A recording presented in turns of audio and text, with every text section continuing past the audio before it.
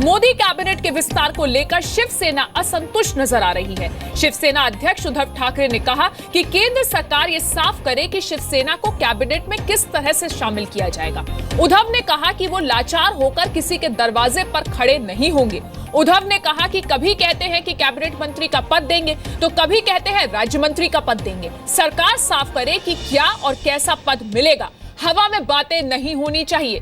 आपको बता दें कि कल सुबह 11 बजे मोदी कैबिनेट का विस्तार होना है। मजल्यावरती शिवसेनेत प्रवेश करणाऱ्यांची संख्या वाढते आणि त्यांच्यामध्येच मी अजूनही व्यस्त आहे। मंत्रिमंडळाच्या चर्चेबद्दल अजूनही मी काही ठरवलेलं नाही, पण एक गोष्ट नक्की की शिवसेना काही मागायला कोणाकडे गेलेली नाही आणि शिवसेना लाचार होऊन कोणाच्या दारामध्ये उभी राहणार नाही। उद्धव जी, अपना कोटा एक राज्य मंत्री पद का बाकी है, आप अपना कोटा जब चाहे तब भर सकते हैं, ऐसे में आपका फैसला क्या है?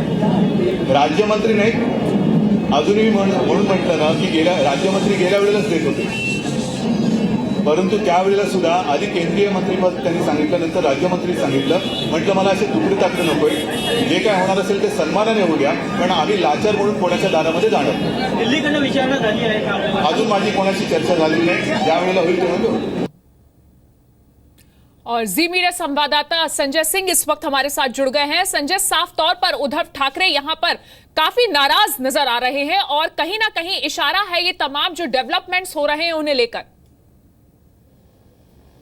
जाहिर तौर पर उद्धव काफ़ी नाराज़ है, क्योंकि उनका मानना है कि उनसे पहले बातचीत नहीं की गई और आखिरी वक्त तक अधर में लटकाने की बातचीत हो रही है। लेकिन वहीं दूसरी तरफ जो आरपीआई नेता है जो महाराष्ट्र से आते हैं, रामदास आठवले, उनको स्पष्ट कर दिया गया कि भाई उन्हें मंत्री पद मिलेगा, लेकिन शिवसेना को क्या राज्य मंत्री का पद मिलेगा या कैबिनेट मंत्री का पद मिलेगा, इसके बारे में कुछ भी साफ तौर पर नहीं बताया गया। और सिर्फ बात यहाँ तक नहीं रुकती अदिति, इसके तुरंत बाद में 10 जुलाई के पहले ही महाराष्ट्र की जो कैबिनेट है, स्टेट कैबिनेट का एक्सपांशन होना है, जिसके अंदर भी शिवसेना के 2 मंत्रियों को शामिल किया जाना, बट उस पर भी अभी तक कोई स्पष्टता और क्लैरिटी नहीं है, जिसको लेके शिवसेना के अध्यक्ष उद्धव काफ़ी नाराज है। उसको साथ में एक दबाव बनाने की राजनीति के तौर पर भी देखा जा सकता है कि बीजेपी के जो केंद्रीय नेतृत्व है और राज्य का नेतृत्व, इसके ऊपर दबाव बनाकर ज़्यादा से ज़्यादा अपने लिए पद ले सकें या अच्छे से अच्छा मंत्रालय ले सकें, इसको दबाव बनाने की रणनीति पे भी के तौर पे देखा जा सकता है। वैसे मैं बता दूं कि पिछले कुछ वक्त में इन दोनों सहयोगी पार्टियों के बीच में जो संबंध है वो ऑल टाइम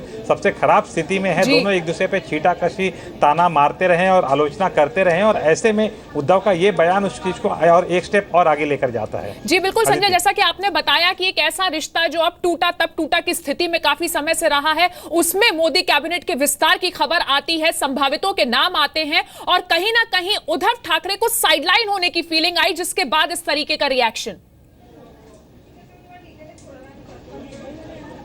जाहिर सी बात है, क्योंकि उद्धव ठाकरे का यह मानना है कि एक सम्मानजनक स्थिति में होना चाहिए, जैसे जो भी फैसला लिया जा रहा है उसके अंदर उन्हें शामिल जरूर करना चाहिए, उनकी राय जरूर लेना चाहिए, क्योंकि वो बीजेपी के जितने भी सहयोगी पार्टनर है उनमें सबसे पुराना गठबंधन उनका रहा है। और उनका एक तौर पर मानना है कि जब से नया बीजेपी का केंद्रीय नेतृत्व आया है, नरेंद्र मोदी अमित शाह की जोड़ी आई है, तब से शिवसेना को वो वैल्यू नहीं मिल रही है, और जिसको लेके वक्त वक्त पे अपनी नाराजगी जताते रहे हैं। और साथ ही यहाँ पर जो स्टेट लेवल पे जो उनके बीच में खींचातान जो लगातार चल रही है, उसका भी असर वहां पर देखने में मिल रहा है। तो शिवसेना दबाव तो बना रही है, और इस बात की भी संभावना से इनकार नहीं किया जाता है कि अगर शिवसेना को मनचाहा अगर कैबिनेट मंत्री का पद नहीं मिलता या वैसा कोई विभाग नहीं मिलता, तो ये नाराजगी आगे के दिनों में बढ़कर और सामने आएगी। और अगले साल ही महाराष्ट्र में मुंबई महानगर पालिका समेत कई और सिविक बॉडीज के बहुत महत्वपूर्ण चुनाव है, और इस तमाम चीज का असर आगे जाकर उस पर भी दिखाई दे सकता है, जहाँ पे शायद शिवसेना बीजेपी सहयोगी पार्टनर के तौर पर चुनाव नहीं लड़ेंगे।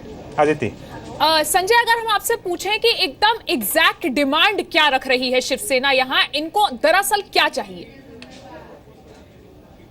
देखिए, जहाँ तक यूनियन कैबिनेट की बात है, शिवसेना मैक्सिमम चाहती तो वो चाह रही कि उसे कम से कम 2 मंत्री के पद मिले, जिसमें एक कैबिनेट मंत्री का एक राज्य मंत्री का पद मिले, जिसके अंदर 2 नाम उसने लगभग तय कर लिए हैं। एक है अनिल देसाई जो राज्यसभा के एमपी हैं, उन्हें 2014 में ही मंत्री बनना था, लेकिन उनकी बस तब शायद मिस हो गई थी, तो उन्हें एक मंत्री बनाने की बात हो रही है। दूसरे हैं संजय राउत जो सामना के एडिटर हैं और बहुत पिछले 2 टर्म से राज्यसभा के एमपी हैं, लेकिन संजय राउत ये वही हैं जो लगातार शिवसेना की तरफ से तल्खी भरे बयान है वो बीजेपी के खिलाफ देते आते हैं। उनके नेतृत्व में सामना का जो एडिटोरियल है वो लिखा जाता है, जिसमें बीजेपी और बीजेपी के नेताओं को टारगेट किया जाता है। लेकिन शिवसेना चाहती है उसको ये 2 मंत्री पद मिले और साथ ही जब कैबिनेट, महाराष्ट्र कैबिनेट का एक्सपांशन होगा 10 जुलाई के पहले, तब उसे कम से कम 2 कैबिनेट मंत्री के पद मिले, जिसमें एक मराठवाड़ा के एक दलित नेता हैं उनको पद मिले और साथ ही वेस्टर्न महाराष्ट्र से एक नेता है उनको 2 कैबिनेट के पद मिले। इसके लिए शिवसेना अपनी तरफ से मैक्सिमम दबाव बना रही है और अगर उससे यूनियन कैबिनेट जो है उसमें अगर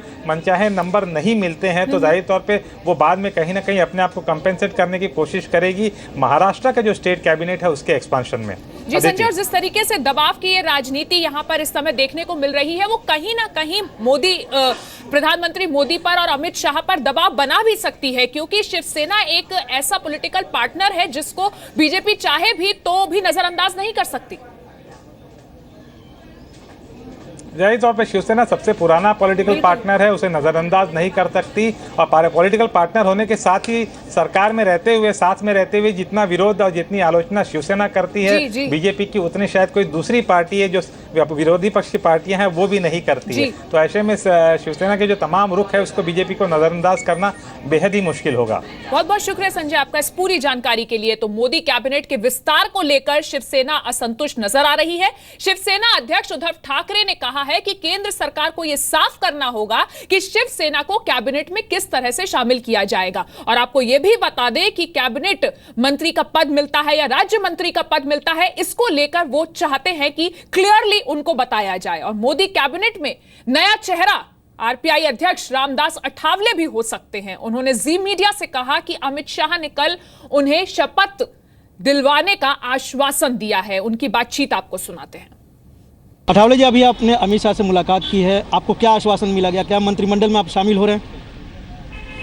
नहीं, अभी हाँ, मतलब मुझे अमित शाह साहब ने मोदी साहब का संदेश दे दिया है कि भाई कल राष्ट्रपति भवन में मंत्रिमंडल का विस्तार हो रहा है, शपथ विधि हो रहा है और उसमें आपको शपथ लेनी है, तो मेरा मंत्री पद पक्का है, ऐसा उन्होंने मुझे बताया है। अभी कौन सा मंत्रालय मिलेगा, कैबिनेट मिलेगा, इंडिपेंडेंट चार्ज मिलेगा या एमओएस मिलेगा, उसके बारे में कोई चर्चा हुई नहीं है और ये मतलब मोदी साहब तय करेगा, ऐसा उन्होंने बताया है। तो मुझे जो भी मंत्रालय मिलेगा वो मंत्रालय का मैं अच्छा काम करने का काम करूंगा। मैं देश के गरीबों को न्याय देने का काम करूंगा, दलितों को, गरीबों को न्याय देने का काम करूंगा, बाबा साहब का सपना पूरा करूंगा और नरेंद्र मोदी साहब ने जो वादे किए इस वादे को पूरा करने का काम भी मेरे मंत्रालय के माध्यम से मैं करूंगा। रामदास जी, आप बहुत बड़े दलित नेता हैं, आपको लगा कि यूपी में उत्तर प्रदेश विधानसभा चुनाव में बीजेपी का बहुत कुछ दांव में लगा, आप उसमें आपकी भूमिका वहाँ होगी दलित वोट के लिए?